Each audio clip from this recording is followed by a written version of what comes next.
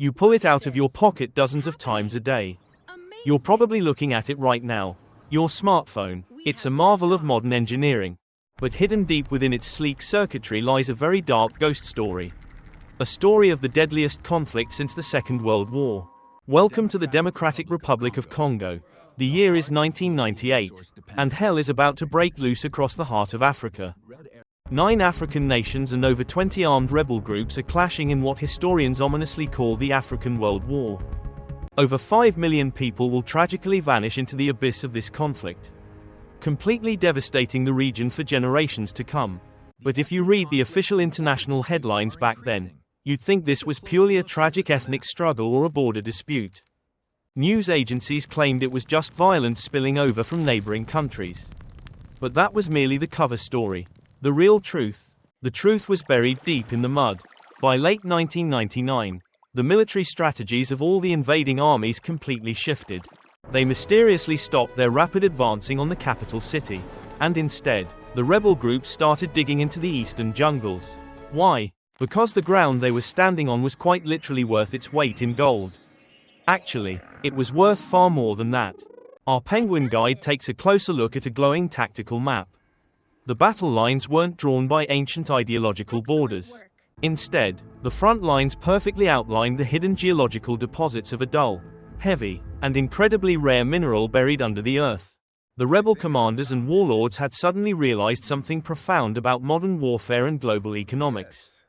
It changed everything. They realized that capturing a capital city only gives you endless political headaches and international sanctions from the United Nations.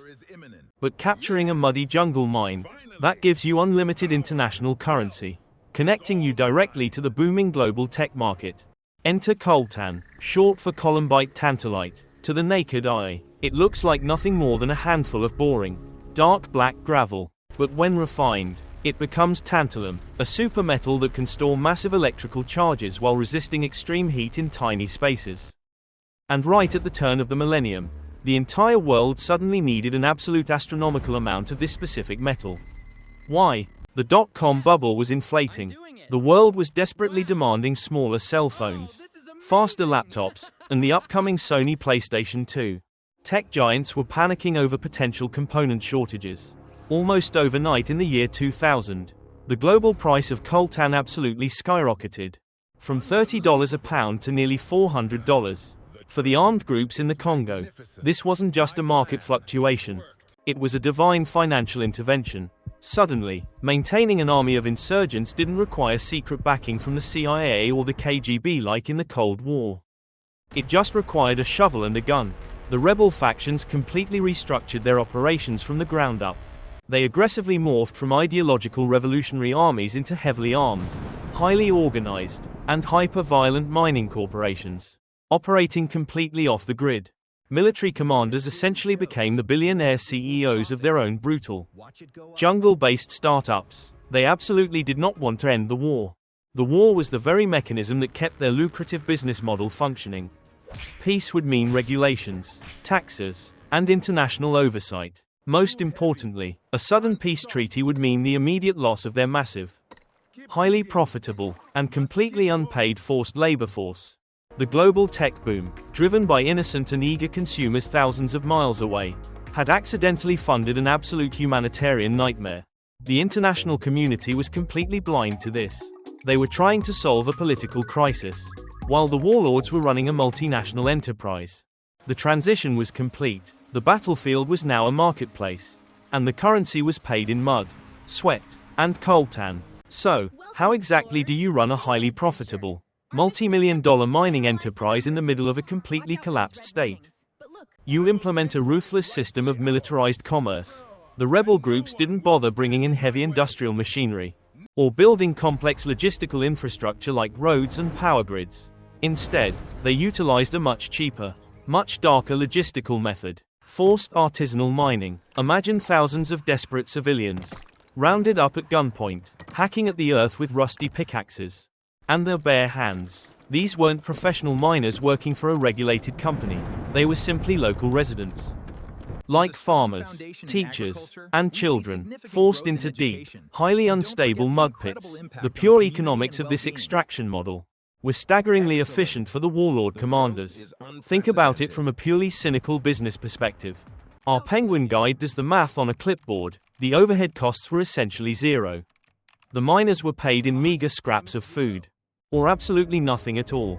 It was maximum output, with minimum investment, enforced strictly by the barrel of a Kalashnikov.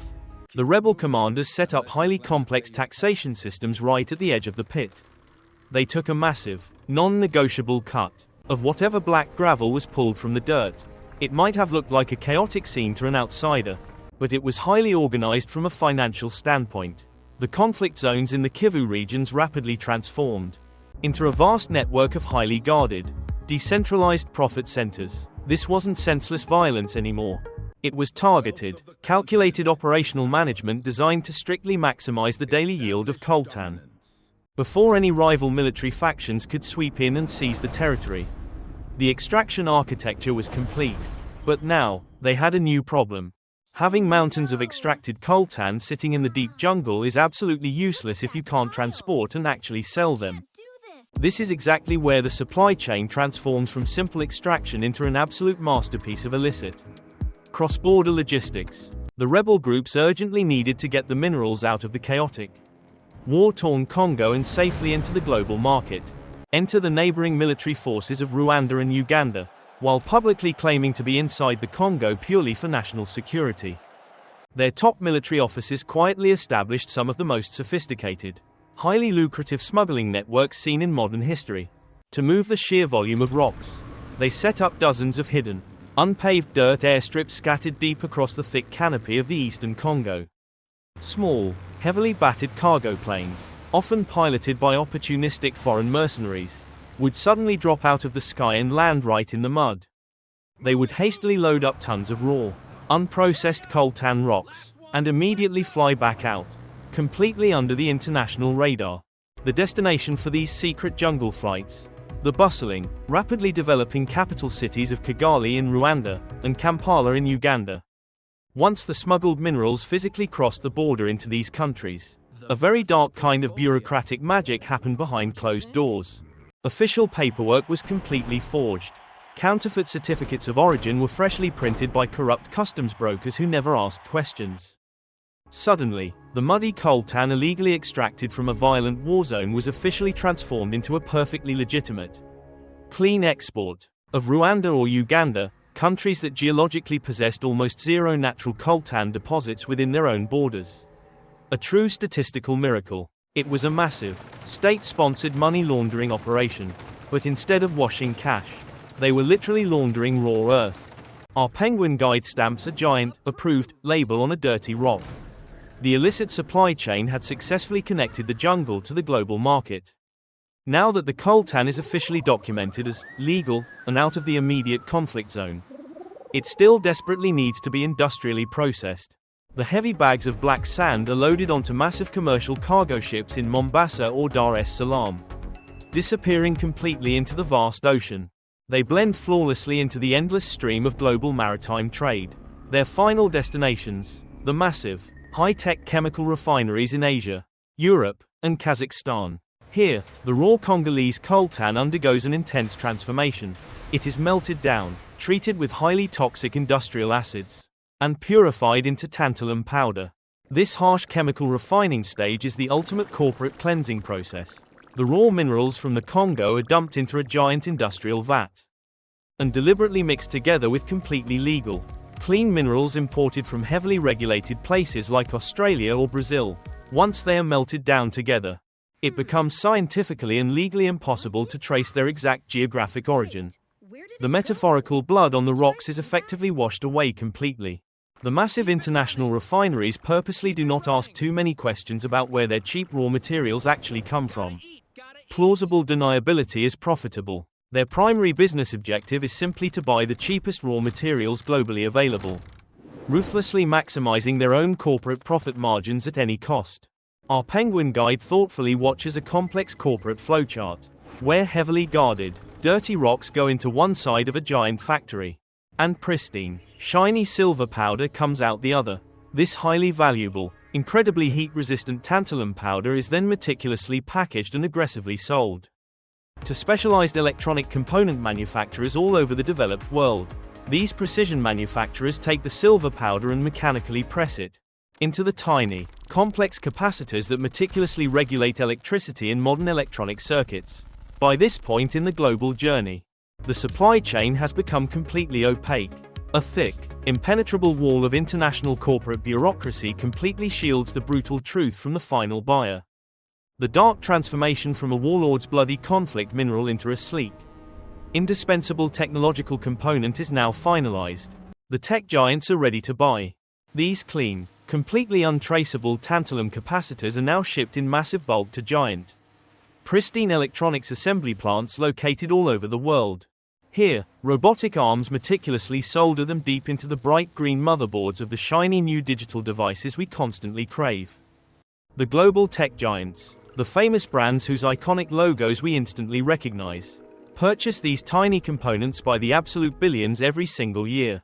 Back in the early 2000s, when the global tech boom was hitting its absolute peak, consumer demand was utterly insatiable and extremely urgent. Nobody wanted to slow down their incredibly lucrative production lines just to thoroughly audit a distant, complicated, and politically messy supply chain. If you bought a brand new video game console, a pager, or a cutting-edge flip phone during this chaotic digital gold rush, there was a very high statistical probability that a tiny, tragic piece of the Congo conflict was sitting right inside your living room. The everyday modern consumer becomes the final, crucial link in this massive global chain. Completely insulated from the horrific violence of the extraction, we only ever see the highly produced glossy television advertisements, the beautifully sleek retail packaging, and the exciting futuristic features of the devices.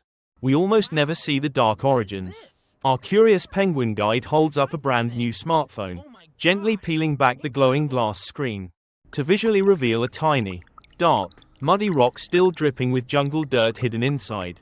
It's a profound and terrifying psychological disconnect. The incredible, unprecedented economic prosperity of the digital age in the developed Western world was being implicitly and quietly subsidized by the absolute, catastrophic collapse of civil society, local infrastructure, and basic human rights across the entire eastern region of Central Africa. The modern globalized economy had successfully and quietly created a perfect, highly efficient, and utterly ruthless frictionless capitalist system of supply and demand. A system where our innocent demand for convenience directly funded devastation thousands of miles away, keeping it completely out of sight and out of mind. So, what actually happens to the billions of dollars paid by the global tech industry for all this highly refined tantalum? The money quietly trickles all the way back down the murky supply chain, eventually landing securely in hidden offshore bank accounts. These hidden accounts are strictly controlled by the rebel commanders and corrupt military officials. And here is where the tragedy becomes a horrifying perpetual motion machine. The warlords absolutely do not invest these massive corporate profits into rebuilding civil society. You won't see them building new schools, paved roads, or modern hospitals in the Congo. They invest it straight back into their core business. They use the untraceable cash to buy far more sophisticated, high-tech weapons on the black market, assault rifles, heavy ammunition, and communications gear. With much better weapons, they can aggressively secure even more mining territory, enslave more artisanal miners, and extract exponentially more coltan. This terrifying sequence triggers a vicious, unstoppable economic feedback loop. The brutal war is no longer just a temporary means to a political end. Our penguin guide nervously traces the cycle. It has evolved into a highly profitable, completely self-sustaining ecosystem of permanent extraction and violence. The fighting never actually stops, because suddenly stopping the war would mean immediate financial bankruptcy for the rebel commanders. Instead, they deliberately maintain a permanent state of highly controlled chaos, as long as the global tech market endlessly demands the minerals. The financial incentive to keep fighting remains infinitely stronger than any moral or political incentive to finally establish peace. The well-meaning international community kept desperately trying to broker traditional political treaties and ceasefires between the warring factions. But they were completely missing the fundamental point. They were trying to negotiate a standard diplomatic peace treaty with heavily armed, hyper-violent billionaire CEOs whose entire business model absolutely relied on total, unchecked anarchy. Eventually, the sheer scale of the horror became absolutely impossible to hide. Human rights groups and investigative journalists began to meticulously connect the dots. They traced the devastating, blood-soaked trail from the brutal massacres in the Congo directly to the booming, shiny tech industry in Silicon Valley and beyond. Public outcry violently exploded. Consumers were utterly horrified to learn what was inside their phones. This immense public pressure led to massive legislative attempts. In the United States, the Dodd-Frank Act was passed, a monumental law which legally forced major tech companies to publicly trace their complex supply chains. They had to officially certify that they weren't using conflict minerals. For a brief, hopeful moment, it seemed like the global war machine might actually slow down. But the international black market is highly adaptable, much like a living virus. When one official, legal door forcefully closed, several hidden, illicit windows instantly opened. Smuggling routes simply shifted violently across different borders. The mining operations moved even deeper underground, completely avoiding international regulatory scrutiny. While corporate transparency has certainly improved slightly on paper, the fundamental, crushing economic pressure remains entirely unchanged. The global demand is simply still too high. The Second Congo War officially ended on paper years ago, with political leaders signing grand treaties and shaking hands for the global television cameras. But underneath that diplomatic facade, localized, highly violent conflicts over resource extraction continue to simmer and periodically erupt in the Kivu regions to this very day. Our penguin guide looks solemnly at a modern, updated global map. The dark red arrows of illicit commerce are still powerfully pulsating from the continent. The dark, twisted story of Coltan is the ultimate, sobering lesson in modern geopolitics. It definitively proves a terrifying and cynical theory about our hyper-connected world.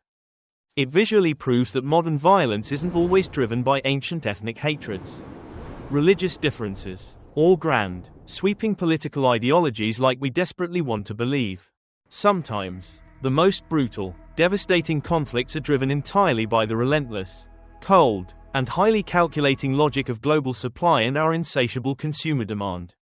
The true, horrific cost of our incredible digital connectivity wasn't just paid in dollars and cents, it was paid in the lives of millions caught in the invisible gears.